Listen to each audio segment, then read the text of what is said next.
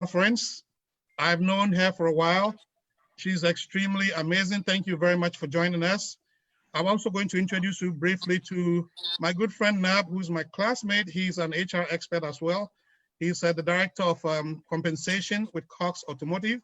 And then we have our very own senior Kojo Emisa, who is president of CITAM Consulting, a strategy and performance consulting, organization in Ghana. So to begin with, I'm going to ask Sana to take about a minute and just tell us what you do and your background and what you want us to know about you. Well, thank you so much for having me here tonight. I was definitely honored to come and speak before you about career strategy and planning. As you said, I'm Sana Rasul. I am affectionately referred to as the chief girlfriend at HR Girlfriends. And our entire mission at HR Girlfriends is to support the women of human resources to personally grow and professionally develop. And we do that with dynamic programming, cutting edge learning, and other opportunities. And so we do so many things around consulting and other initiatives, but our goal is to advance the practice of human resources. Thank you very much, Sana. I'm actually a member of HR Girlfriends. Yeah, I know. I told you, official HR boyfriend. You are welcome. I know. I can't wait to get to that point. Okay, so next I'm going to ask Senior Kojo to give us your background and which area you specialize in. Yeah, the name is Kojo Emisa, and for the Santa boys, they call me Lee Wagon. And I predominantly work with strategic planning and then human resources. But those in HR, if you know about SHRM, which is Society for Human Resource Management, I am the partner in Ghana. So we help HR folks to become certified. And then obviously we do all sort of management training as well. So, but the focus area is strategy and then performance for organizations, and same concept applies to individuals. Thank you very, very much, Senior Kojo. Nab, my own Nab. I've known Nab since Disco through Lagos. Nab, your turn. Yeah. So me and Jeff go way back. I think way back from our disco. I left sixth form in '92. I was in Leme House, and then to Lagos, and I moved here. I would say I have over 20 years plus experience in the HR space. My specialty is more on global compensation, right? It's all about money. How do you make people happy at the workplace? I've worked in telecoms, biotech, pharmaceutical, manufacturing, as well as automotive. So I would say high level, that's what I do. I started as a generalist and eventually branched into compensation. So high level, that's what I do. I have some background in workforce analytics, performance management, change management, and project management. Wow, you have a lot going on. Trying to be like you. Okay, so let me go straight into the prepared questions. And the way we're going to do this section is, I have about a number of questions, about 5 or 6, just general questions that I'm going to ask. And when I ask the question, I'm going to throw the question to all the panelists, right? Whoever feels comfortable taking that particular question, you can go ahead and take it and then respond to it. If there are any follow-up questions, I would ask those questions. And if it becomes necessary for the other panelists to chime in briefly, we'll give them that opportunity to do so as well. Okay, so the first question is,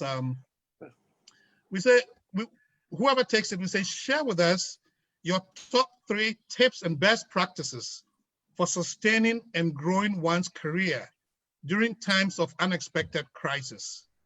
As you share your tips though, one thing we want you to keep in mind is that some people would be at the early stages of their career, some people will be at the midpoint of their career, and some people would be at the latter stages of their career. So we want you to keep that at the back of your mind. Basically, what are the top 3 things that come to your mind when you think about advising people on how to plan their careers, especially in a time of crisis? Who wants to go with that? I'll take that, Jeffrey. Good. Yeah, thank you, Jeff. This is a very great and very insightful question. And I have some, as I go through this, I'll share some personal examples. So I was like, okay, let me take this. And as you all are aware, in an unexpected event like this pandemic has disrupted our normal routine and has led us to ask very big questions about our career. And as to regards to what is important to us and what is worth pursuing, right? So it's no wonder that now people are rethinking their career, asking themselves whether, am I in the right profession, right? It's the job, is my current job fulfilling? Am I being compensated in a fair manner? What can I do to stay relevant? So these are some of the things I'm sure most people really think of when it comes to COVID and what we are experiencing. So I would say to focus on the three top things, my first point will be, since this is an unexpected crisis, the natural first thing to do is like, okay, how do you enhance your natural talent, what you have as of today, right? Because this is like now. I would say be very open-minded. So based on the skills that you have today, is that skills transferable? Can you transfer that skill from one industry to another industry? A good example will be, let's say you work in the airline industry, right? You're a customer service person. We know what's going on in the airline industry or the hospitality industry. You've been furloughed or you've been laid off. How do you transfer that skill if there are not other opportunities within that organization to really go do something else? How do you transfer that skills to a different industry? What are some of the industries that you can transfer those skills to? One industry that comes to mind, it's more like the healthcare, where we know there's a lot of hiring in that space. So again, in times of like this, that's where you become very open-minded and be courageous. It's like, you can take a lateral move or a job that's step below, just to really help you, equip you so that when the economy gets back and running, then you're in good shape. Secondly, I would say it's very important that we all network. We can underemphasize or overemphasize that point.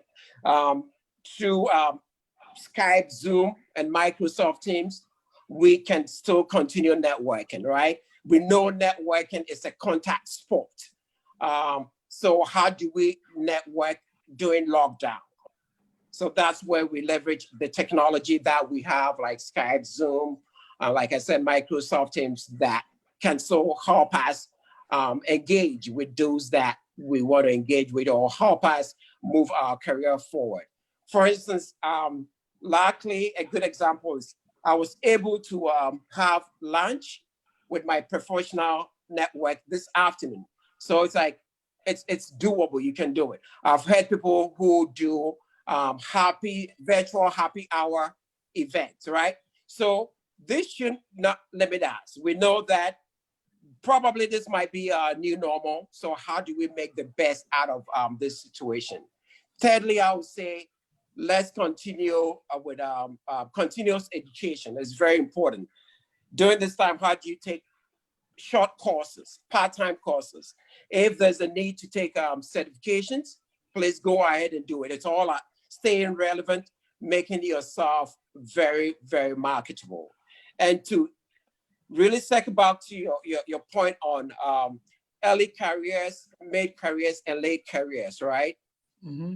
So if your early career, these are some of the nugget or some thought I think we can all pursue. Early career, you're a lot more like millennial or Gen Z, right? So this is a perfect time to really mix it all up. It's like whatever change you want to do, you have time on your side to do it. This is a perfect time to switch careers, do something totally different, be bold. Listen to your passion. What do I want to do? It's like that, or that. What do you want to do when you grow up? Do that. Again, like I said, be bold. I work in compensation. In compensation, some of the jobs that I know it's becoming very prevalent or hot jobs, more in the data space, right? So we have jobs like data analytics, data science, artificial intelligence, cybersecurity in the IT space, software engineering, and things like that. So if you have passion for that, or you don't really enjoy what you're doing today, this is the perfect time to do it. And again, like I said, go get your certification in the field that you operate in. Link out to people. LinkedIn is a perfect example where you can still connect and do that. So those are some of my thoughts with regards to someone who's early in their career, like I said, millennial or Gen Z. Mid-career, right? I'm sure that's where most of us might fall within. This is where you are more like a high-level individual contributor, or you are early to mid-management level role. And if you look at that from that angle, you're looking at folks in Gen X and maybe Gen Y. What are some of the things that you have to do in that space to really stay ahead of the curve, right? Good to really attend conferences, to learn new trends in your space, learn best practices, what is going on in the industry, that make yourself well-versed with what is going on in the industry so that you can speak intelligently to that. Take a lot of online courses, right? There are a lot of free online courses that you can take to really better yourself. At that level, you typically get in front of executive. You do a lot of presentation, PowerPoint. So if you're scared to really speak or stand in front of people and speak up, this is the time to like, what can I do to really advance my career? Because at this point, it's not all that you know. It's like, who knows what you know, to make sure that you're advancing your career. Project management, I would say, it's very key here, because you tend to really lead a lot of projects. And if you don't have the skill set, connect with someone who has it to really advance your career. Lastly, I would say, if you look at the late career, typically you're looking at the baby boomers, right? That's where it's like, oh, you've been in the corporate world for too long. You are nearing retirement. And what can I do as I exit the normal corporate world? So that's where maybe I would say you look at your plan B or plan C. You start looking into like advisory type of role. You do pro bono work. You start volunteering to really gather all those skill sets. Probably you want to go into consulting, right? Do a startup business so you can serve on a nonprofit board. It's all really getting to know people, having that new connection so that when you're ready to kick it off, you have all the pieces together. So that is how I'm going to categorize it, right? So overall, this are, I believe, are some of the things we can all do during this times of unexpected crisis to really grow and advance our careers. Thank you very much, Nav. I understand this was a loaded question, right? But it's also a necessary question. It's the question that I believe everybody's asking themselves now. You know, in change management, they say people will change either because they see the light or because they feel the heat. Unfortunately, at this time, dear COVID is asking us to feel the heat. So thank you very much. The three things I put down when I listened to your response was that it's important that we enhance our natural talents. That it's also important that we network and reach out to people to expand our reach for opportunities, and also to focus on continuing education. Thank you so much. I'm going to go to our next question. The next question that I have, and again, any of the panelists can take it. The next general question that we have is, are there any pieces of advice that you would like to give our audience today on how to navigate and cope with the unavoidable stress and anxiety that comes with the uncertainty of having to reset and revamp one's career? And basically what we're trying to say here is that, you know, when we get hit by a crisis, we all have to just step back quickly and reset. The challenge we deal with is it comes with stress, it comes with anxiety, it comes with frustration. And most of the time, that is where the problem is. It makes it difficult for people to even focus. So as HR experts, what is our advice to people going through this phase right now? Which of you would like to take the second question? Can I manage this one? Absolutely, absolutely. Maybe I'll build on what Nav was saying, right? So the way I look at it is, you're talking about unavoidable stress, okay? And you only go through stress when you are firefighting, meaning when you don't have a plan. So to do all the things Nav has said, I always believe that you choose your career, you get into your career by choice, not by chance. So what you have to do is to be able to sit down, take a piece of paper, and just start dreaming up your life in the next 5, 10 years or whatever till you retire. And then you actually put a plan together. Because when you have a plan put together and you execute the plan step by step, you are not going to be stressed out because everything is a step by step and you are approaching it. So the first thing you ask yourself is, I'm doing customer service. Let me just choose where the example Nav is choosing. And now we are in this whole crisis situation. Do you just figure out that the healthcare is recruiting, so let me go into healthcare, and then you go and put your application, or this industry is recruiting, so let me go into that industry? And I say no. You sit back and relax and dream your future. Put it on paper. What's your career aspirations? What do you want to become in the next 5, 10 years? Once you decide on that, then you look at the maybe 3 key objectives that you need to achieve to realize your career aspirations. So once you figure this thing out, it will come up with what you need to meet those objectives. So what you may need may include some of the courses, qualifications that you have to take. And even not talk about networking. If you choose or if you have decided on what you want to become, even in the networking, you will not decide on where to network and who to network with. So now I'm an HR professional. I sit back and I say, no, I think I really want to do well as an IT professional. Right there, my network that I want to start building would be with IT professionals. So I look at this whole thing and I said, it doesn't matter at what stage you are in your career, you have to have a career by choice, not by chance. So there are so many people day in and day out thinking about, I don't like my job, I want to switch. And then you're thinking about going for the unknown. You say, well, I don't like it, but at least it pays me and everybody likes me here and I just want to deal with it. I think this is the time to sit back. I speak to a lot of guys like yourselves and like myself. Everybody is thinking about going into their own business. This is an entrepreneurship is a career choice. So this is a time for you to sit back and look at what you really, really want to be. And once you figure that out and you are able to map up a roadmap to get to where you are, I think that you'll be relieved. I'll give you an example. With all this COVID, people, they are laying off people.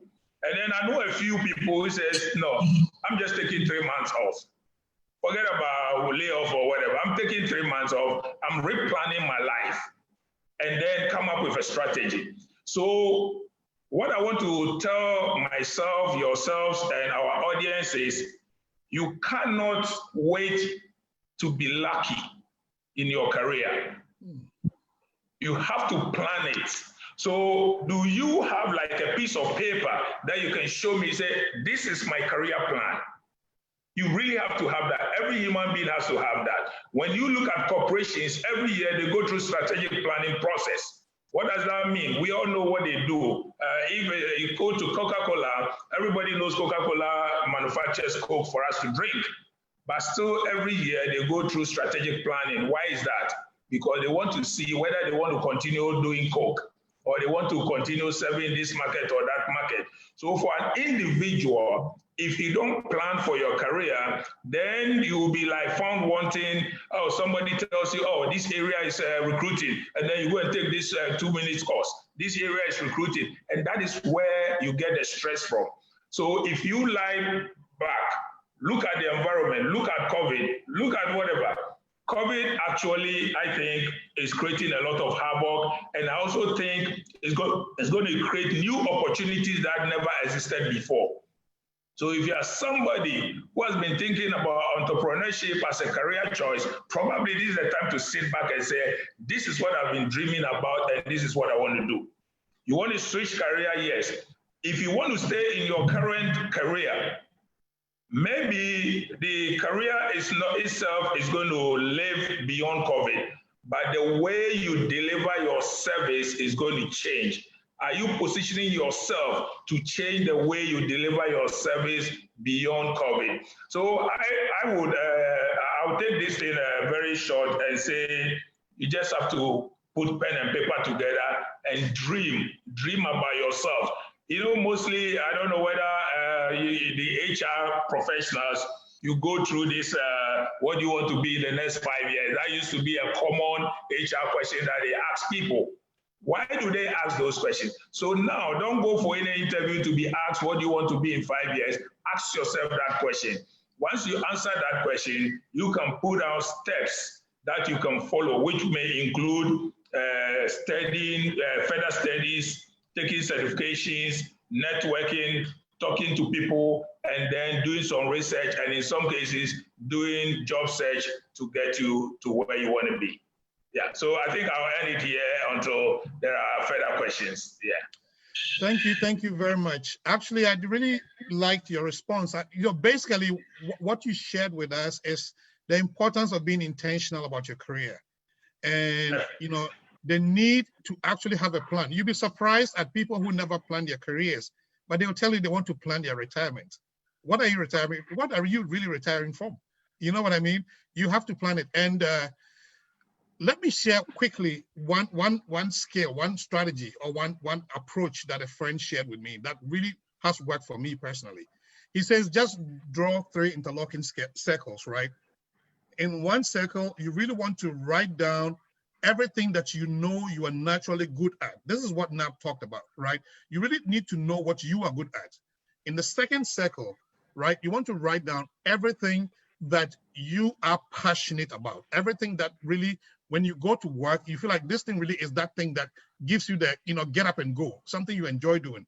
And then the third circle, you want to put in everything that you think people are willing to pay you money to do for them. And those things that fall within the top, those 3 circles, is where you have to zoom in and really build your career around. Okay, thank you very much, Senior Kojo.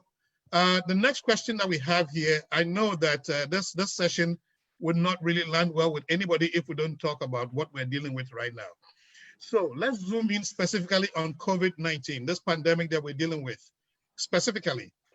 From a career development standpoint, right, what would you say are some key opportunities that it opens for us? And what do you think people can do to take advantage of those opportunities to kind of refocus their careers? Who wants to take this question? Oh, I definitely will. I think I'll be in rotation. I saw that smile when the question was coming, so I knew you were going to take it. Yeah, for sure. I would imagine that anyone listening to this, they have a variety of careers that they sit in or various roles. And so I want to give some very general advice, but really meaningful guidance towards that. And so the one thing I would say is consider the industry and the career track that you're on now. Is COVID going to expand that industry? Is it going to contract that industry? What are the projections that your industry is bringing forth in the news and trusted resources? You should stay abreast of that, because as things are progressing or regressing in your career track, you want to make sure that you're ahead of the curve before things become either bad or they blow up and do really well and you miss the opportunity. And so I think it's to stay informed. One of the things that I know COVID, obviously we've talked about the unemployment rate. And in my mind, unemployment is a very obviously in many people's minds and hearts, it's not a good place to be, but the opportunity to reinvent yourself is there. And reinvention can be tough for some people. They can have a hard time seeing it, especially if the thing that they want to do has requirements that they don't currently possess, whether it be degrees, whether it be certain types of degrees, certain types of experience, or certifications, et cetera. And I would really look at opportunities through, let's say, associations for that career track that you're interested in. Find out if anyone is sponsoring those in transition to enter into those spaces through offering either complimentary or very low cost education opportunities to learn more about that particular field. Go directly to those associations and find out if they're sponsoring membership to those associations for those in transition. Because I have a motto: you must know what you're saying no to. And the only way to do that is to stay curious, to explore, and to find out what is really, when you look at the circles you talked about, Jeffrey, even with that, I think individuals will go, okay, but I still don't know. And so sometimes we have to come outside of our own understanding and explore by talking to people on LinkedIn. I love informational interviews. I've done those. As a person who's seeking opportunities, you should be reaching out to people like us on the panel that are in those industries that you're seeking, and ask questions. People love talking about themselves, but make sure you come prepared. Ask those questions so that you can understand what those positions in those industries actually bring to the table in terms of growth opportunities. What is the trajectory for someone with your experience in actually entering that industry or role? And so I think COVID really, to me, is reframing. There are possibilities, right? It's really about reframing the fact that, yes, this is a global pandemic. And yes, that there is a lot that is unfortunate and we're not done yet, right? We don't have a vaccine and there's a lot of things, but there's so many opportunities. Currently, I'll give you an example. I have always had a passion for diversity and equity and inclusion, but it wasn't until George Floyd here in the US was killed that I was able to take the passion that I have as a Black woman who was already in the space of HR. And now I'm exploring, how do I get into that space? Because there's going to be opportunity in that space. How do I do it thoughtfully? And how do I do it in such a way that I not only honor who I am as an HR professional, but that I bring real value to those that I'm saying I want to help? So even when you're on the top of your game, there are always places that you can go and pivot to. Thank you so much. It's just to share a quick example with my own self. I'm in L&D, learning and development, and COVID has changed the dynamic completely for us, right? Nobody's asking us to come to the classroom to teach or to build trainings anymore. But guess what? I'm getting more and more contracts from companies saying, hey, can you come and take our existing course and convert it to an online training? So within COVID, a new opportunity has arisen. And if you look at the books that I'm reading right now, 90% of them are how to make online trainings effective and engaging. So basically what Sana shared with us is take advantage of the opportunities, look for the opportunities, take advantage of them, resituate yourself, and reach out to people to assist. Thank you so much, Sana, for that great response. The next question that I have, let's see. So now we're looking at specific steps that we can potentially take to ensure that, going forward, post any crisis with specific regard to COVID, right? The idea is, what can we do now to ensure that in the future, our careers are at least immune to such unexpected shocks? Who wants to take that one? I will try and deal with that, because I have some personal examples to share. So I thought this kind of hit home for me. First of all, say yes, especially for those of us in the US, right?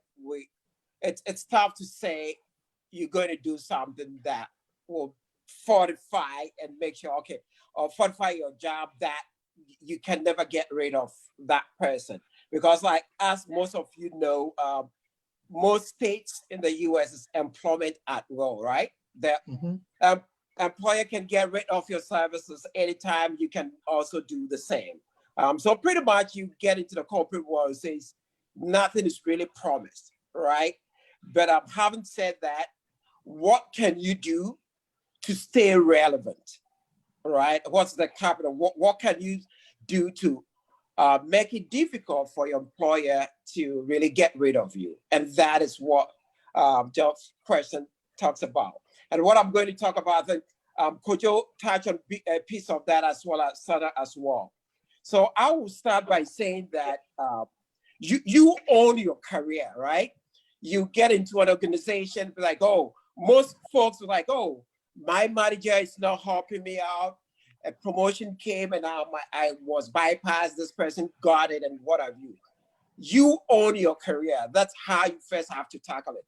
It's yours. So it's like, how do you want to navigate, right? But then you seek out or reach out to those who can help you get to that destination. Like I mentioned earlier, at times you have to take detours, go flat, go step down. It's all what? Building yourself. So I'll say the first thing I'll say is like, you have to make sure that all the time you've developed that skill set. You have a lot of skill set that sets you apart from your peers, right? Set you apart from the competition. Like look for opportunities where others are not looking for. So like how do you pick those low-hanging fruit? Identify, to notice and identify that unique or unknown opportunities that your peers are not looking at.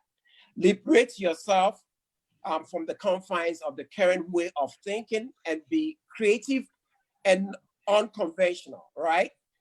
It's all about how do I make myself unique so that I'll always stand out. And there are several ways you can do that. I would say you can achieve some of these things by building your personal career brand. Branding it's very important, right? We all know it's like, even if you take things like you mentioned Coca-Cola, which could you mention Mercedes or BMW, those like you hear the name and it comes with something. So again, as you own your career, how do you shape yourself in such a way that if your name is mentioned, it's like, oh, this guy is on top of their game. They are very diligent. They are a team player. They collaborate and what have you. So it's pretty much the way you brand yourself is establishing a consistent way of telling your story, right? Mm-hmm. It allows professionals to differentiate themselves from a different angle that sets you up well for promotions, right? You can do this through LinkedIn and what have you. So it's like, make sure you capitalizing on social media and all those things, and you're branding yourself in a way that people will always look out for you. Another point I want to raise is like, how do you stretch yourself, right? Set goals for yourself and make sure you stretch it. You're setting stretch goals. Again, I would say usually you see success. Success happens out of our comfort zone. As you stretch yourself and you get into your comfort zone, that is where you identify. If you're doing the same thing everyone is doing, then you become just a number. How do you differentiate yourself? So always make sure you're stretching yourself. You're doing something that scares you, right? Venture out there, be bold, and do it. It's okay to fail. It's not. I would not even call it you're failing. It's you're learning, right? It's not. My favorite quote is in MBA. It's like it's not the number of times you fall, but it's the number of times you're able to get up whenever you fall that makes the difference. So put yourself out there, do that. Another thing I would say, especially those of us in the formal corporate settings, make sure you have a mentor, right? Someone who's mentoring you, or you have, most importantly, you have an advocate or a sponsor. So a mentor can be anywhere within your network, like it can be outside where you work.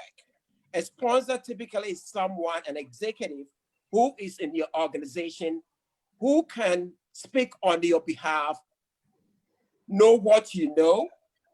And whether like in a board meeting or closed door meetings can say, oh, Senna is great. She brings this to the table, because at that point, this is the person who is advocating for you and telling the executives what you're capable of doing. And that's how people move in their careers, right? It's at that point, it's like you all have the certifications, you're all doing the same. What sets you apart from the competition? And if you have a sponsor who is speaking for you, who has a seat at the table speaking for you, then that gives you that additional urge. I will also say it's important to go above and beyond, especially in COVID times. Now, most folks are working from home. You're using Zoom and stuff like that, but make yourself present. Speak up where you have to speak up. Raise your hand up for projects that people are shying away from, right? Those things all add up. Be visible to take on staff. And leaders observe things like that. You think, oh, nobody wants to do this, I don't want, yeah, but be seen as a person who's always raising their hand to go take that project that nobody wants to tackle. I also say, and I know everyone has touched about on this, it's networking. But networking in a smart way. It has to be a very brilliant way. Especially, I know most of us are on numerous WhatsApp platforms. How are we using this? Are we just sharing stuff that not value add? How do we leverage some of these things to make sure, okay, I'm in this WhatsApp group, let's find out who is doing what, right? If Jeff is doing something in the consulting space or online building, I have to know what Jeff is doing so that I can tap into that or share ideas, right? So know who knows what and really leverage that to your advantage. Especially you go online and you see someone's background on LinkedIn and you want to connect with them. You just don't just send them a specialized or special message like, hey, you have this, I want to learn from you. Or if I want to connect with Senna, but I know Jeff is a connection, I'll reach, hey, can you help me connect with this person? Do your work, do that due diligence. Then people will be open to help you out. Make sure your resume, I always say that it's up to date and up and running. For instance, my current role that I sit in, I got that through LinkedIn, and a recruiter reached me out through LinkedIn, right? So make sure that your profile is up to date, and recruiters will reach out to you. I get all these calls all the time. And if you get these calls and it's not a perfect fit for you, refer a friend that has that skill set. Or still continue to keep in touch with that recruiter, because you never know when something will come that fits your need. So again, be out there, be bold, read. That is a perfect time to really read blogs, right? I would say books, professional stuff that stretches your imagination or stretches your knowledge. So overall, I would say there's a lot, but these are some of the quick ones that comes to mind, some of the things that you can do to make sure that whatever goes on when things happen, and even if you have to lose your job, you still have that skill and competencies that no one can take away from you, that you can transfer that skills anywhere you go to help you always be on your feet. Thank you very much, Nab. Your response actually covered some of the other questions that I was planning to ask. So basically, just to summarize what you said, I had two questions that I was going to ask. The first one, the one I directed specifically to you was, how do we make our careers recession-proof? And then the next one was actually going to be, really, how do you rebrand yourself in a time of crisis, right? I think your response touched on both of them. And the things that I heard were, one, it's important for us to diversify. Two, it's important for us to really go out and search for opportunities, right? Yep. And then three, we have to be bold enough to fail our ways to success, right? So that's very critical. Now, the remaining panelists, is there anything you want to add to this response? Because it looks like it's covered the next question. And I'm just going to ask one last question and then we'll go to the audience. Yeah, but let me just probably summarize what Nava said. because as he was speaking, I just said, wow, he's talking about how do you rebrand yourself, how do you make yourself relevant in the organization. So I think I just want to summarize that by saying, to make yourself relevant, you need to be innovative, right? And I think he said everything. I'm just summarizing. You need to be innovative. When you look at from the factory floor all the way to the boardroom, COVID is changing how the work is done, the nature of the products that we have to churn out, and the way the services have to be delivered.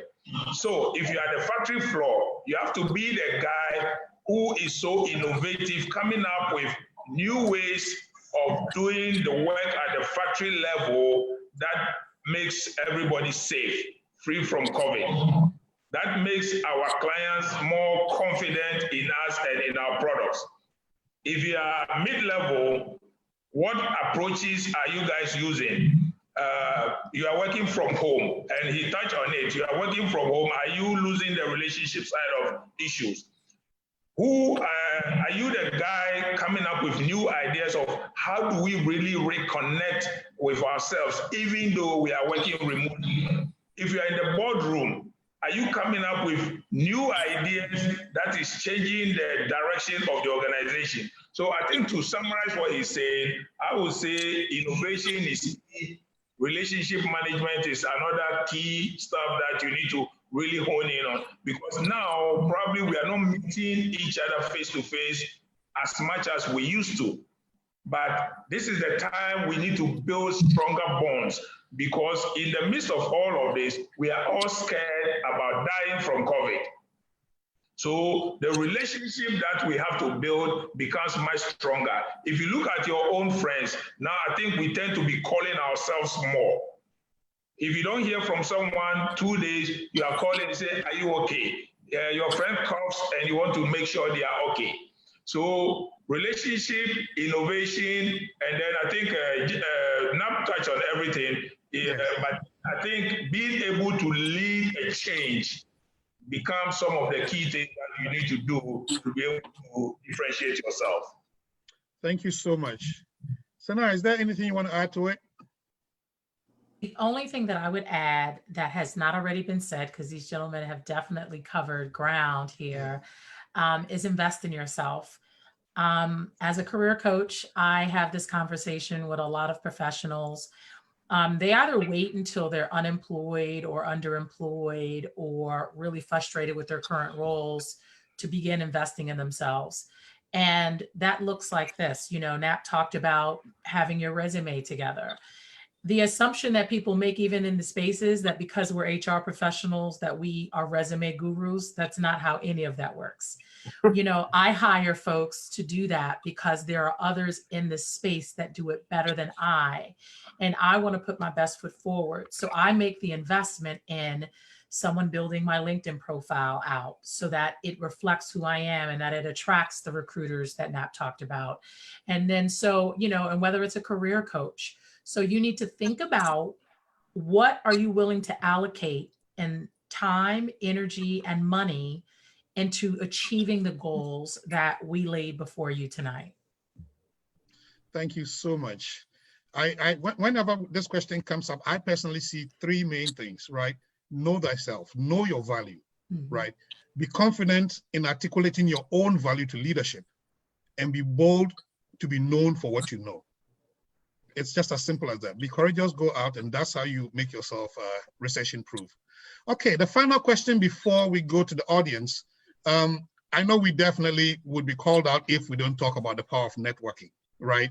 So the question that I have is, basically, we all know how important networking is to the, to job search and actually resetting our careers, right?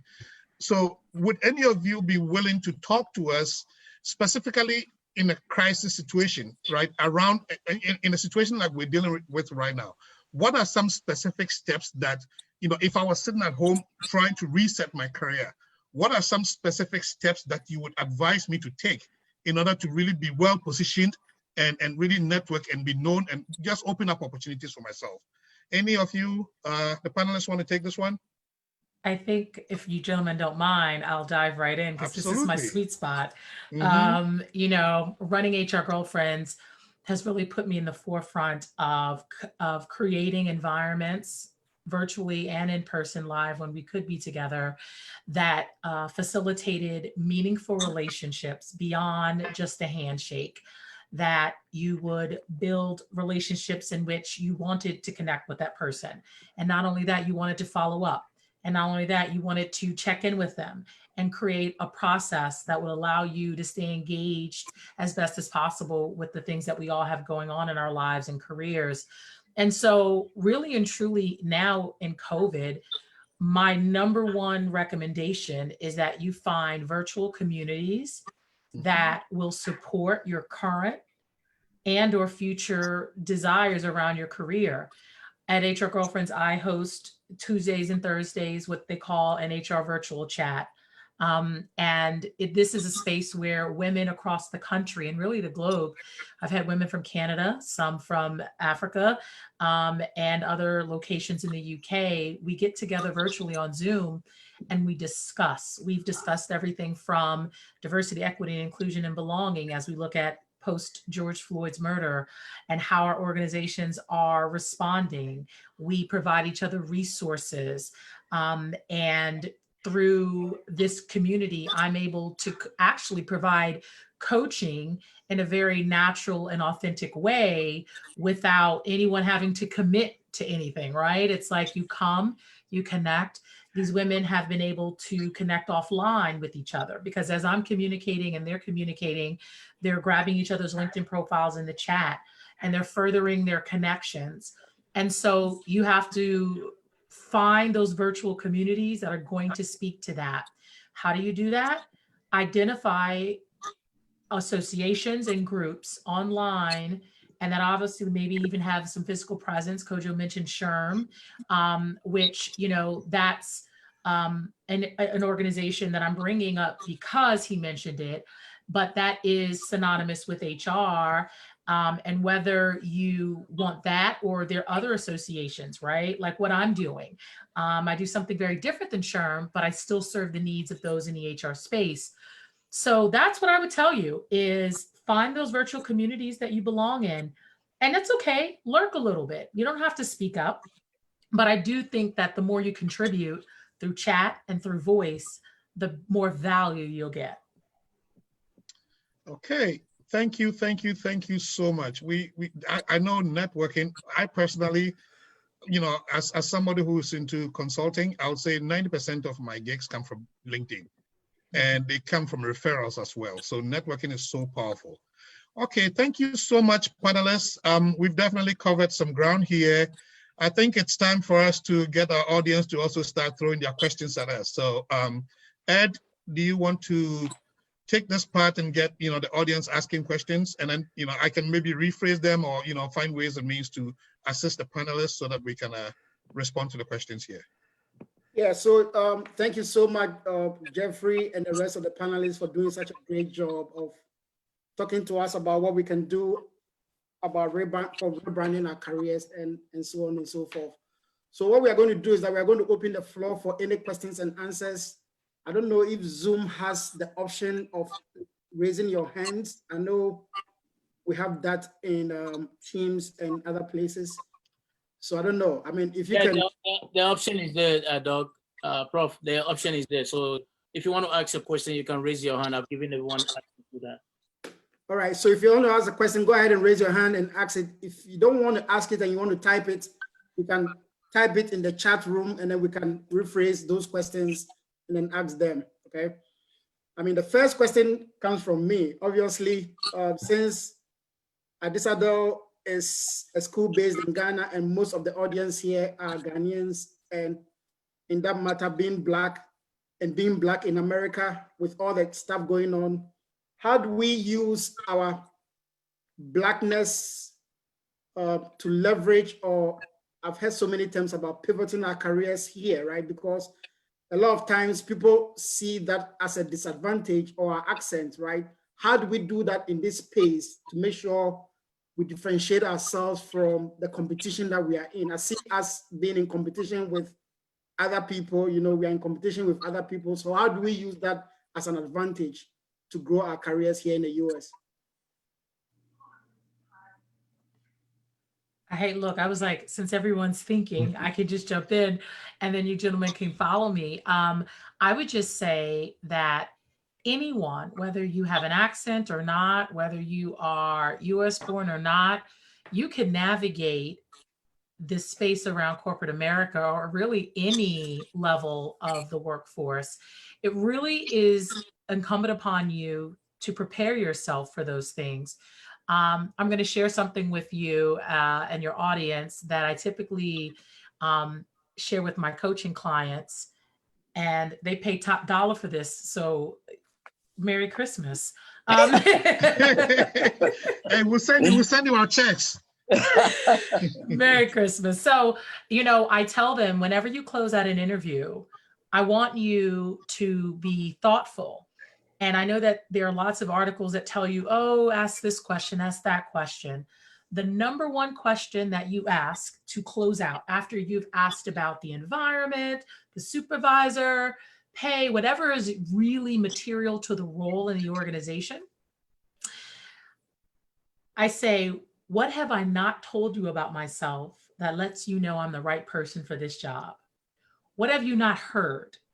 And the reason you ask that is because psychologically, you force the person who heard the question, they're automatically, it is like psychology, they are automatically doing a scan of their brain to figure out what they have not heard from you.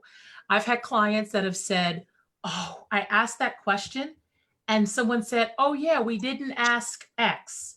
We didn't ask Y. Or they say, actually, no, you did a great job. We heard you. So not only will you ensure that the interviewer has really been thoughtful, because people forget, they're human, that they've asked you everything that they can think of, but also you get immediate feedback. That question almost always solicits feedback because you stumped them. I use that question even when I'm pitching for proposals. You know, and I had a client this week I asked the same thing and she went, that's a really good question. And internally I went, I know, that's why I asked it. You know, so that is just an example of how you prepare to knock every interview out of the park, how you prepare to knock every phone screen out of the park. You know, and so when I told you to invest in yourself, this is just sort of the circle back, right? So my clients invest in themselves by getting coaching so that they bring valuable tips and resources that you can't just go on Google and find. Sure, you could dig for great information, but you should leverage the expertise of those. Like when I was looking for jobs years ago, I didn't write my own resume. I paid someone, and I am in HR. And the reason I did that, like I told you guys before, is because I understood my sandbox and my lane.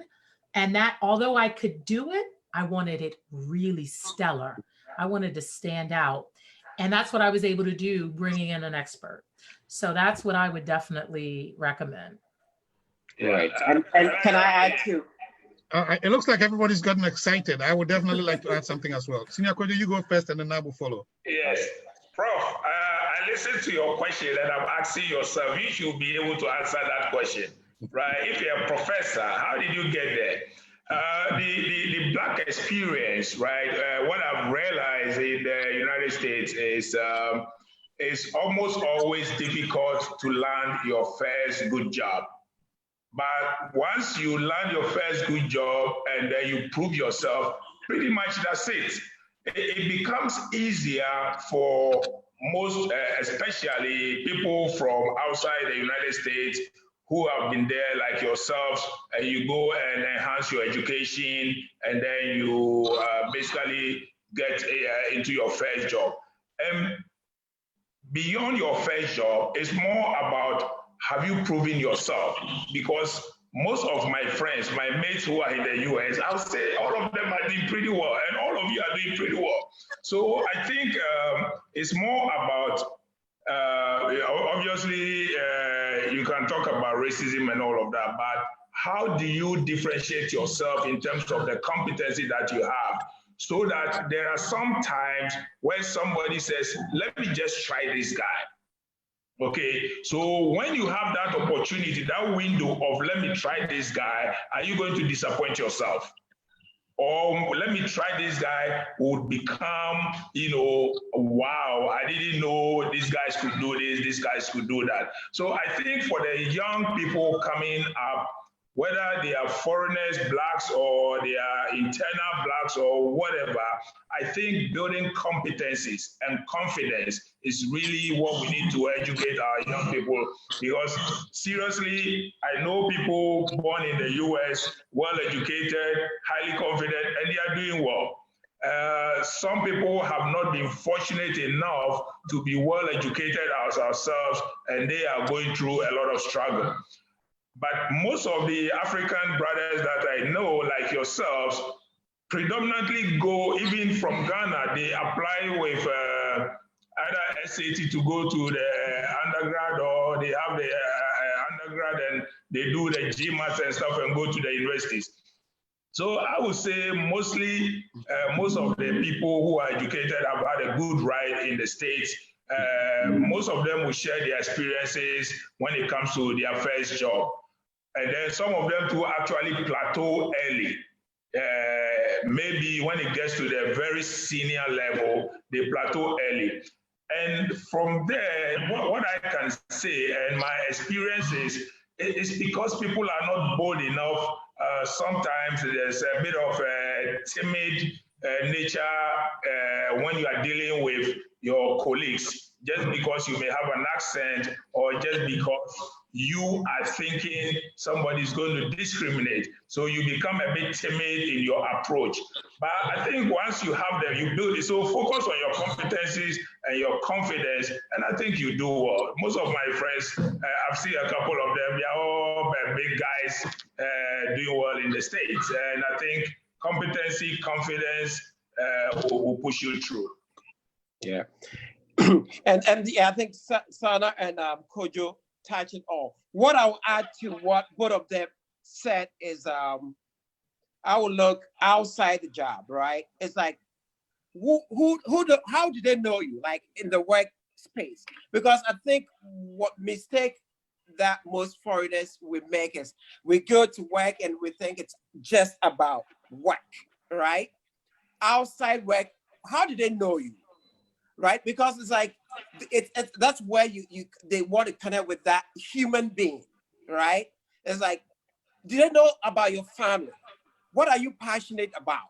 Are you into sports, right? Do you like soccer? Do you like, for instance, I got connected with one of the execs at my company because we realized that like every Monday morning we were talking about American football, right?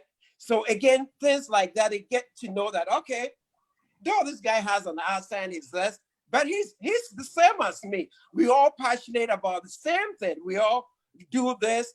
When there's a team event, do you participate, right?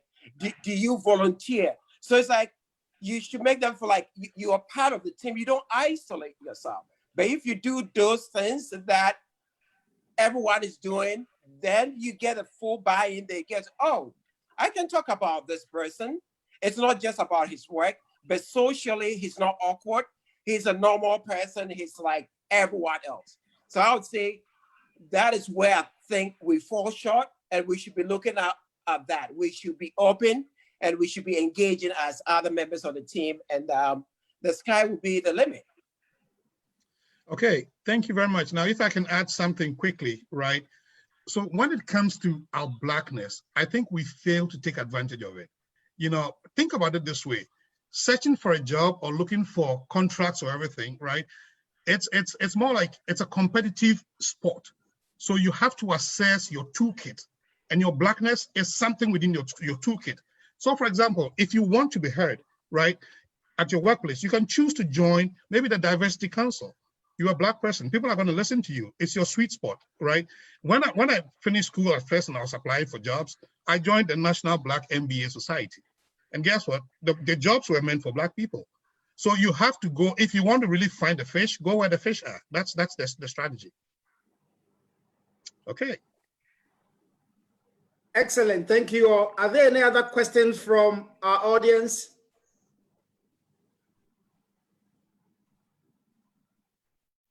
All right, since we have a compensation guy on there, let's talk about some money, okay? Financial issues. So, can you give us some insight as to what goes on from the HR door about negotiating our salaries? Because what happens is sometimes they throw in the curveball and ask you, what are you looking at or what are you looking for? How do we commit to those questions? Because we don't know what their budgets are, and then we don't also want to be underpaid, right? Because what I see with most minorities is that we just go in and then we just get undercut, and then we go in there and then we find out that most of our peers are making more than us, and then we start bickering, right? So this question is to David. How do we do that so that we can get value for what we are bringing to the table? Great. That's a very excellent question, and I get that a lot. And I know, especially now, we're talking about diversity and inclusion. And another piece of diversity and inclusion is pay equity, right?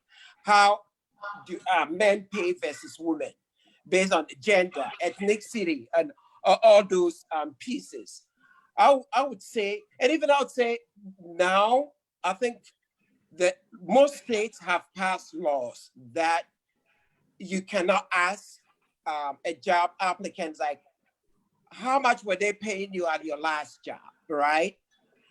So it's for, especially I can speak for my company, we have salary ranges, right? So I tell people that before you apply for it, just go online, look for, okay, just go to salary document and all those places, just to help you gauge, like talk to people in your network, right? So again, you can do your homework to know that, okay, this job that I'm applying for, this is what the market is paying for. Typically, we in compensation, we have a salary range where, for instance, my company, we say no one is going to be brought below the minimum of the salary range. And based on what you bring to the table, based on your experience, that's where we're going to determine where to put you within the salary range. And again, we also look at internal equity, right? You come into a company, do we have people doing the same thing that you do? Do they have the same years of experience, right? So we take all those things into consideration to make sure that we don't have inequity issues, we don't have compression issues and what have you. So I would say, to go straight to your question, I would say, first you have to do your due diligence to have an idea as to what that job is worth, right? So you don't overprice yourself, but also don't underpay yourself in trying to quote a number. I also tell people that it's not like throwing that number out there. You can say, okay, this is what I'm making currently, and just leave it as that. And they will come and make sure they're giving you a competitive offer. But my point is, you have to do your homework, have an idea, and that way you can negotiate very well. Yeah, and before you go into salary negotiation, you also have to know your walkaway price, right? You have to know what you will not accept. So you go in and, the reason why the states have passed laws not to disclose your previous salaries were because you couldn't negotiate well. So people would just look, if you were making 20,000 and this job is a 50,000 job, you say I'm making 20,000 and they want to pay you 30,000. But I believe that you can say I was making 20,000, but this is a 50,000 job. And based on what I can bring to the table, I am looking for 50,000 for this job because this is what I'm offering. It's not what I offered from my previous job. This is what I'm going to offer for this job. But like Navi saying, there are so many resources, online resources, that shows you salary ranges for all manner of jobs, organization size, industry types, and all of that. So if you do your homework well, I think you should be able to go with a fairly good idea. And most of the times, if companies who are interested in internal equity do not actually want to underpay you. Even though you may go and ask for 30,000, if that job is graded already in a 50,000 range, they won't pay you 30,000. But then those who want to cheat you, if they know that you have done your homework, you can point them to some resources where you have figured out the going market rate. I think normally they play along. So know your value, and then know your walkaway price, and then go for the negotiation. Okay, so before we continue, I just want everyone to know that we have just about 15 minutes to wrap up, right? So the plan is for us to end around 8:30. So if you have any questions, please bring them up and Ed would share with us. I just want to add one thing that is a sort of a cousin to what Kojo and forgive me, Nap were saying. And one of the things that I would say is think about your negotiations above and beyond the dollars and cents, okay? Because every opportunity, our career path is not linear. We would love it to be, because then it would make sense, and everything we desired and every role we went after, we would be obtaining. But if I've gone into organizations in my early career, even mid, where I have said, okay, what's important to me? I'm in HR, and going to the annual HR conference here in the US was important to me. Having everything compensated, because at that conference, I did a couple of things. I learned successfully. I earned continuing education credits. I got to do a staycation because it was always a great location. I got to network immensely because these conferences were 15, 20,000 people annually just coming into one location. And so I was really able to put my networking on, steroids. And so for me, that was important to me. So if I went and I got an opportunity at a nonprofit where potentially they don't have the budget that Cox has, right? Let's say that's the case, but this role is awesome and they're they want to go in, and that this is a great stepping stone for you. Or you've been unemployed and they're the only people that said yes. That's okay too. Think about your compensation beyond just the dollars and cents. If they say, I'm sorry, we're maxed out at 85,000, you were looking for 95,000, then your negotiation and your counter is, well, how about this? It's continuing education is absolutely important to me. It actually brings value not only to myself as a professional, but it brings value to you, because the more informed I am, the better off we are. So your return on your investment in me will make absolute sense. You negotiate all travel, meals, and all the things you need around education. Or maybe you want additional dollars towards continuing education, and maybe it's that it's quarterly. So, and I do this too. I'll say, listen, sometimes the reason organizations who are not larger, because a lot of people tend to work for small to mid-sized companies, the reason they don't want to pay you more sometimes is because they're hedging their bets on you. They think you're going to do a great job. They're not quite sure. They want you to do well because then it works out for everyone. So I usually say, listen, at the end of my probationary period, if I am everything you thought I was, then let's write it in my offer letter that I can move to that next level and pay. But have the conversation. I mean, I love transparency. When you say to someone, listen, we both know that the role is worth this much in the market. And if you can pay it, but you're not sure on what you're getting and you want to make sure your value is there, let's talk about it. I've had people negotiate that where it's a probationary bonus. And so you have more flexibility in small to mid-sized companies, those that are not, maybe publicly traded, to do a lot more of that type of negotiation.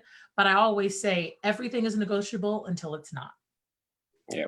And let me add one thing before, Jeff, can I add one more thing? Not a problem, yes. I think typically when we talk about compensation, we're talking about, people are referring to the base salary, right? So again, at the table, that's where you try to look at total count or total rewards.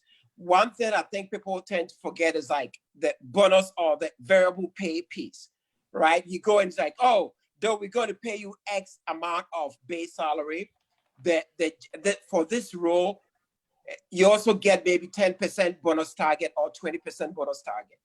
One thing you have to ask is how much has that bonus plan been paying, right? It's good to at least get a 3-year average of what they've been paying, because they can say, oh, we're going to give you 10% of your base as a bonus target, but it might happen that maybe over the past 5 years, they've been paying at 50%, right? So all those factors help out.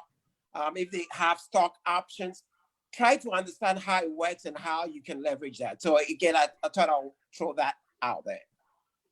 Thank you very much, Nab. There was one thing that I also wanted to add to this conversation very quickly, because it's something that I personally leverage a lot, which is most of the time when we go into any environment, right, the one thing we forget is tuition reimbursement. Almost every organization has it, right? So you want to be futuristic in your thinking about your pay. What happens is most of the time we ask ourselves, what are we going to get out of it, right? I look at it more in terms of how is this company going to prepare me for my next role? So by the time the company gets tired of me and wants me to move on, other companies want to give me $50,000 more, right? So always leverage that opportunity. Tuition reimbursements, you'll be surprised. A lot of people know about it. Very few people leverage it. And I know Sanaa touched on it. It's something that I really want everybody to really pay attention to. It helps a lot. All right, thank you all. So there's a question now here from Rajan Bhavnani. And Rajan, if you are on, can you unmute so you can ask the question? Yeah, so I have a question about pivoting and kind of changing career roles. You're in a role that, you know, as a high-level individual contributor, wanting to pivot to a different area of the company, but you would basically have to step down from a role to take a different role, a lower paying role, to be able to move on to the next role. How do you handle that compensation conversation? I think my question is how bad do you want the end goal? Like, how bad do you want it? I mean, because, you know, right? Because just like Nap said, it sounds like the companies that you would be describing have a structure, right? The role pays what it pays. And so potentially your conversation could be, you know what I'm already worth. I'm going to bring a high value to this role. Is there an opportunity for more? But if they have a compensation range, they probably won't exceed it without real good business case and exception. But is that worth not taking it? Maybe, maybe not. But I have taken $20,000 cuts earlier in my career to transition. Like, that's how I got into HR, oddly enough. It was like this zigzag of backwards, because the position I was in was in an entirely different industry, doing management of real estate and homeowner associations, and I wanted out. And I said, I want something more. And so I was making at 24, 5 years old, $67,000. That was a big deal. I had to go backwards and take a $20,000 pay cut with an entirely new industry where I went into staffing and recruiting, because it felt like a great place to land. It felt like it would help me tap into those circles that Jeffrey talked about, right? I love people. I'm really good. I navigate this, but what are people willing to pay me for? Great. I get to talk to employers and candidates all day long. Absolutely. Makes me happy. And that's where I went. So I would say around the compensation, always negotiate. But the bigger question to me is, how bad do you want the end goal? And is it worth going to that role? Because if you're thinking about it, then that obviously means there's something about that move that's attractive to you. And can your life financially take the hit while you do a pivot in your career, even if it's not forward or lateral, it's backwards? Excellent. Since we are running out of time, we are going to just allow one panelist to answer a question, okay? There's another question that came here. Since we have an HR expert from Ghana, Are there any resources for folks who want to relocate back to Ghana? Any resources, any websites, any HR groups that they can join to make sure that they find the right opportunities in Ghana? This goes to Mr. Kojemisa. Yes, there are actually a lot of recruitment companies here in Ghana. And there are also HR formal and informal bodies in Ghana, but obviously that is for the HR professionals themselves. But if you are looking for recruiters and who would help you find a job, there are a lot of them. And when you look at the multinationals, some of them actually have programs of, I've forgotten what they call it, like reintegration. They have some type of reintegration program. I know one of the mining companies, for example, they bring you, let's say, if that job pays 50,000 in the US and pays, let's say, 30,000 in Ghana, they will bring you at 50,000 and then transition you to 30,000 in over 3 years. And I've seen a lot of people come to Ghana and look for jobs. And what happens is sometimes when people are coming from overseas, they want to believe that they are way out there and they want a director level job. So then when it's a manager job and then they compare the salaries, obviously the economy is a lower economy. So if you are making, for the same level of job, definitely you are making much more money in the United States. So when you come to Ghana, then you want to get a higher level job, which probably you are not qualified for or there's no opening. But if you want to take your same level type of job, there are opportunities there, but then obviously you have to get a pay hit. So then you target the multinationals who are able to afford global salaries. Maybe I can find some of there's one that comes to mind. There's OML, they do recruitment, there's Zomelo and Associates. Even myself, I don't do too much recruitment, but I do. It's sitamgh.com. So there are quite a few active recruiters in Ghana, yes. Okay, so what we'll do is that we'll reach out to you in the background and then we'll post it on the platform for those who are in a mid-career level and are willing to relocate to Ghana, and vice versa for those who are in Ghana who want to move here as well. So I hear Kenny has his hand raised. Kenny, do you have a question for somebody? Yes, I joined this a little bit late and I have a question about work experience. I don't know if you guys talked about it. So my question is, I'm trying to switch careers and I'm going into a different field, but I have no experience whatsoever. And these job postings require a lot of work experience and stuff. So my question is there a way I can navigate and to make myself like marketable or look good with my resume, so these people or recruiters can bypass my work experience and then hire me? That's my question. Can I take that one? Well, before you do, Jeffrey, can we ask him if he's comfortable telling us what career or industry he's in and where he's trying to go? Kenny, please let us know if you want, if you don't mind being a bit more specific. If you don't mind. Yeah, no problem. So I studied political science, University of Ghana. I moved to Canada, and then I went into mechanical insulation, which is a trade with the Polytechnic. And now I'm undertaking a general management degree as of now. And also I'm taking financial business analytics with Harvard Business Online. But what do you want to do? What do you want to do exactly? That's exactly what I was going to. Yeah, I'm trying to go into the business field as a financial analyst. That's what I'm trying to do. Yeah. Okay, so if I can talk, I work for a staffing company, so I have a little bit of knowledge around this. First and foremost, you want to be very intentional about specifying what skills you currently have or what experiences you currently have that directly correlate to the new role, right? Now, you don't want to discontinue or discount your previous role, your functional technical area. You don't want to discontinue or discount that, right? Now, if there are other things that you've also done in the past, right, that relate to the new role, right, you can bring them up and say, hey, I may not have done this with my previous job, but 5 years ago, I worked with a certain company and I know about that already. The other thing is, as you prepare to transition, you want to take advantage of even volunteering type works, right?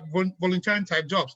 Look for anything that helps you bundle up a group of, I would say, competencies that point you in the direction of being able to do the new job without discounting what you did. For example, if I'm trying to change careers, right? Let's say if I'm moving into leadership, I would go and articulate what I did. I wouldn't limit myself to what I've done in a corporate setting. I'll say I was a leader with Toastmasters. I know about leadership. I was a leader with XYZ group. I'm a member of a group called Erratic Truth Foundation. I'm a leader there, right? So I learned leadership skills in these areas. They are transferable skills. But at the same time, in negotiating pay, I remind them that, hey, I'm also a technical person. And let's say if I'm applying to a company that is into some kind of technical, type work, I'll say, in my particular case, I'll say, I'm getting into leadership, but remember, I'm also a project manager. So if you need any help with project management, I am more than willing to help. When you broaden yourself and let people know that you are coming in not only with that unique and simple set of skills, that there are other things you can add, they actually see you more favorably than just looking at you within that silo. So that's what I'll say if anybody wants to add something. Yeah, and I think you guys touch on all of that. I'll also add that that's where you try to find out those who are already in that space, right? To learn from them. If there's an association like what you're trying to get into, Financial Analyst Association, that's an opportunity to get into, network, get to know people who can give you leads. And if there are any books you can really study, or it's all about networking, right? So join those associations, connect with people, and you can make a way through. There'll be a way through for you. All right, thank you very much, Jeffrey and Nab. I think there's one more question. We have time for one more question from Nanekria. There's Nanekria on the line. Yes. Can you hear me? Yes. Yes, we can hear you. Oh, okay. Thank you. I'm so happy I joined in on this platform, and simply because I'm on the job market looking for a new career as a CC analyst. Actually, my question is the HR. I'm happy to be talking to HR today because usually my question is, where should you put in sometimes you see a job description and then you find out that you have the skill set for the job, but yet still, you have the qualification, you have certification, and yet still you're not getting the call. And as well as you're not getting any feedback, that's why you're not getting the call. So my question is, what are some of the factors that lead to this, or the reasons why you might not be getting the call? Thank you. I didn't hear it clearly. Do you want to highlight the latter part of what you said?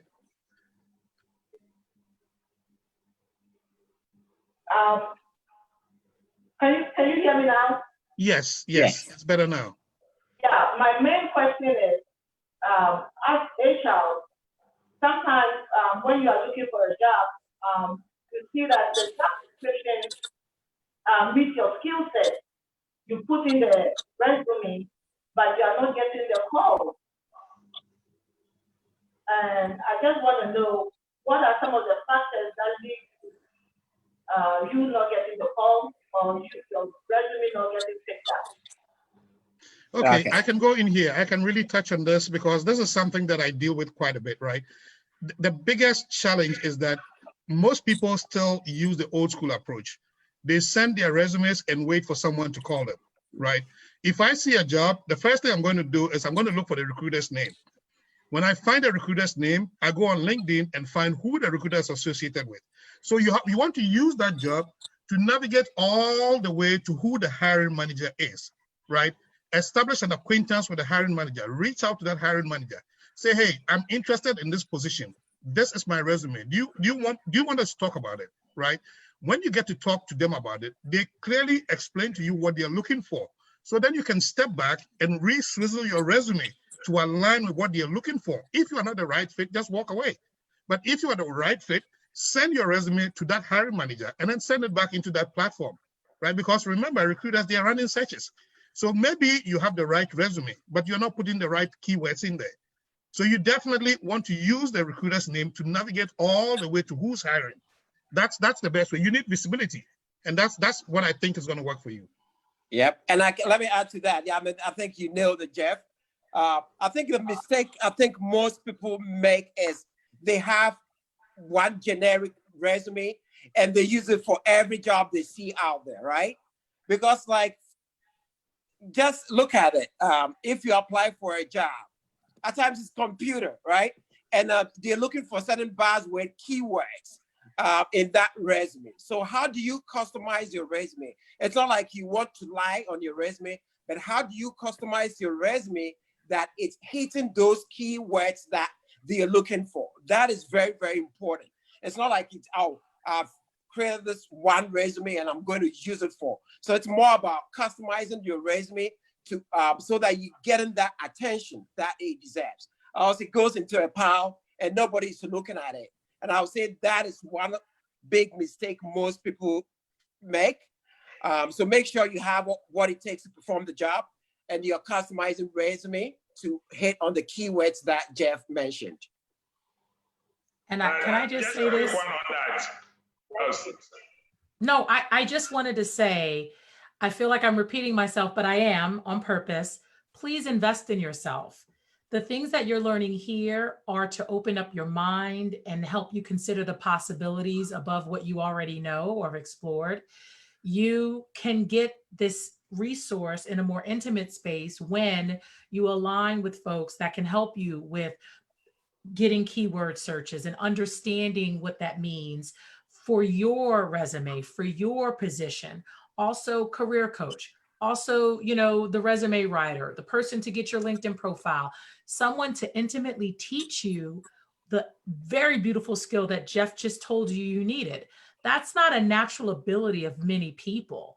It sounds good to your ears, but it may feel impossible. So you work with someone that can help you navigate that and take you through the steps. So my last thing, please invest in yourself. I think Sinakojo had one last thing to say. Actually, I think that's what Sana has said. I was going to say, if you are not being called, probably you need a professional to redo your resume for you because your resume is not getting attention. Yeah, so I think Sana spoke on that already. All right, so at this point, it's 8:35. We've touched on everything that we plan on touching on and then some, right? So at this point, I'm going to hand over to Dr. Leo to conclude this session today, to give us a closing remarks and conclude the section.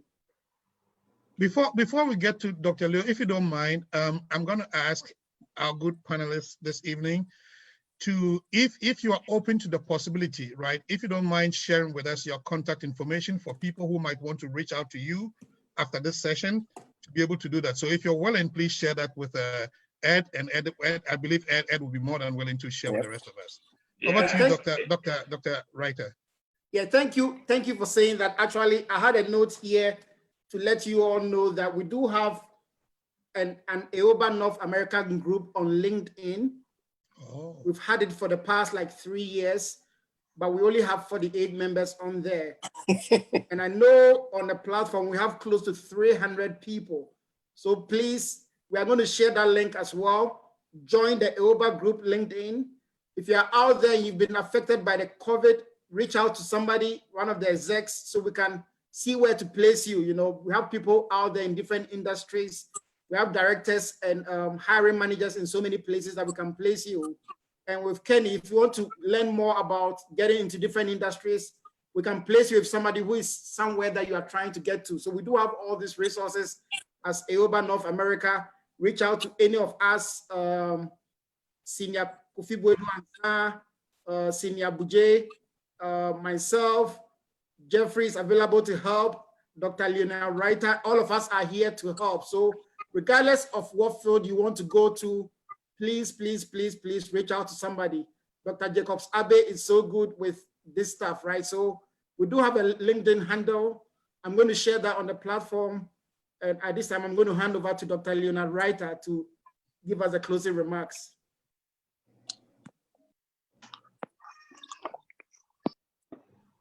All right, thank you so much. First, I want to, before I even say anything, I want to apologize for jumping in a little late. I was trying to wrap up work, but I was logged in, but I couldn't, unfortunately, say anything. I really, really, really want to thank you guys, the panelists. I know I'm going to butcher some of the names, especially Sana. Please correct me. I want to say your name right. Oh, yeah, no worries. My name is Sana Rasul. Okay, Sana Rasul. Thank you very much. I mean, we really appreciate your presence, your contribution, everything you said tonight. Senior Nab, Senior Kojo, and Senior Jeff. Honestly, I can't even say thank you enough. I've been listening to this, like when it started, I was at work and then I got in my car, drove all the way home. So I pretty much listened to every bit of it.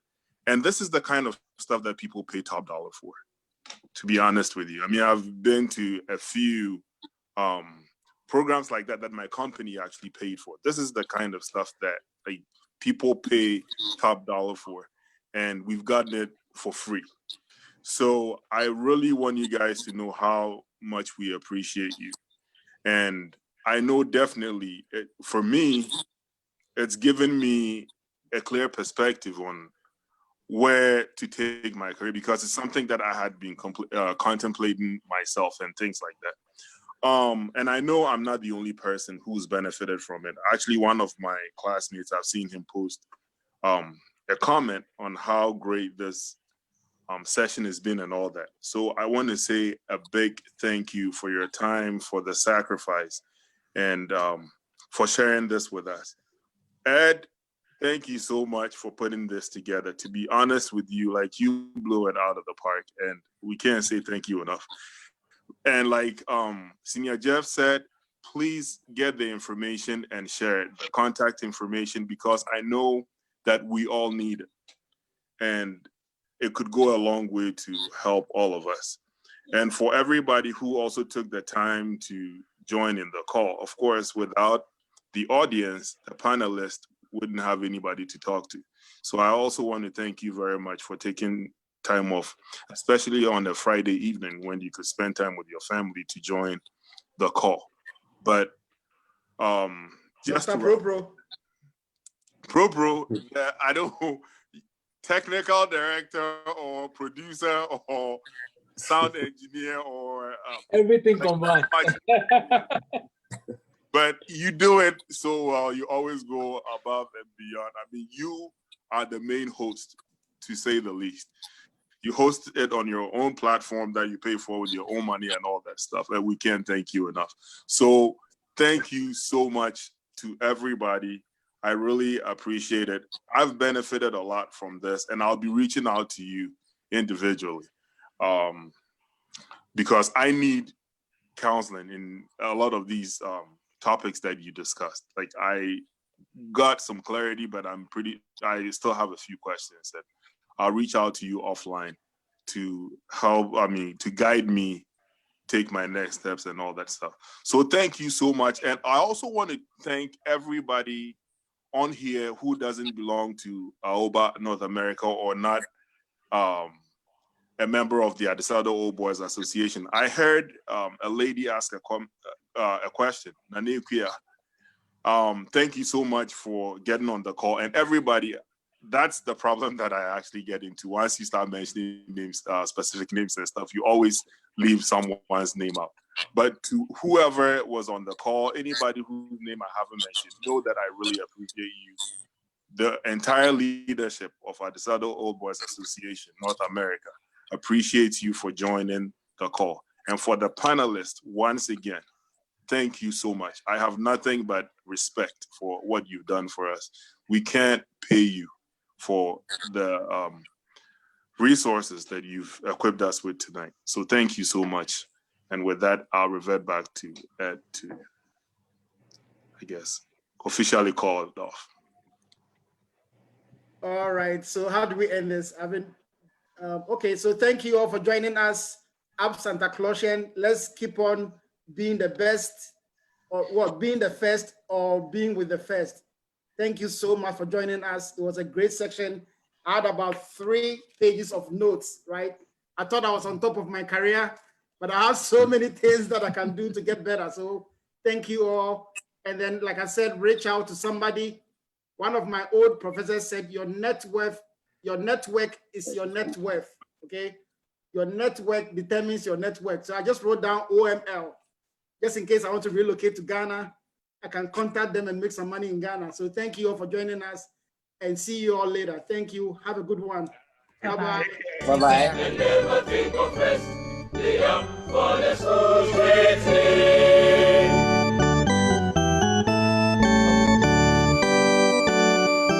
Humbly in a schoolhouse, see him who founded, from his beginnings, enduring his vow. This was the triumph of lordship surmounted.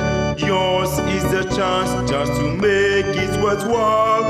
Give of your best to the school, his creation. Work with your head and your hands and your heart.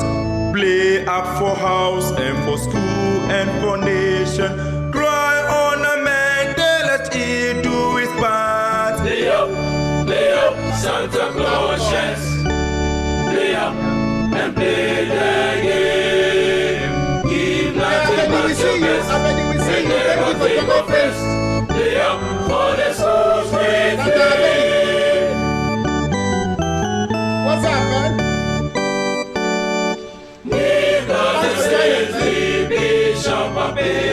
Thank you, stars may be good. Thank you so much. You and the things that you want to do. Get up your loins and the walls right before work. Give off your best and the school you will see. Yeah. If you pray hard, my wife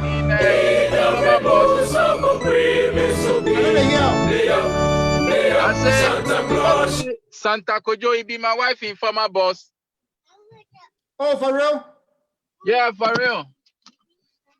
He be my wife in former boss. Oh, that'd be nice. Yeah. Abe, so we go to end the program. If you like, I'll make you know and I'll make you chat. Is it what? No, it's not like you did live on Facebook, so make we just end and then we Yeah. All right. Nice.